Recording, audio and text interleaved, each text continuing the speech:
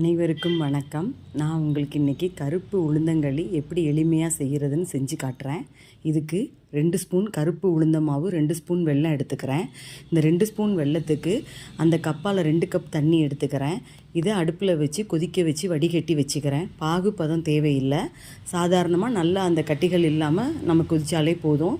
இதை வடிகட்டி தனியாக எடுத்து வச்சுக்கிட்டு ஒரு சின்ன இருப்பு சட்டியில் 2 ஸ்பூன் நல்லெண்ணெய், 2 ஸ்பூன் நெய் விட்டு நம்ம எடுத்து வச்சுருக்க 2 ஸ்பூன் மாவை இதில் நல்லா வறுத்துடணும். வறுத்ததுக்கப்புறம் இந்த பாகை தூக்கி அதில் ஊற்றிடணும். ஊற்றி அடுப்பை சிம்மில் வச்சுட்டு துடுப்பால் நல்லா பொறுமையாக மெதுவாக கிண்டிட்டு வரணுங்க.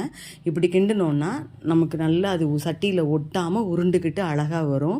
இந்த பதம் வரும்போது அடுப்பை அமர்த்திடணும்.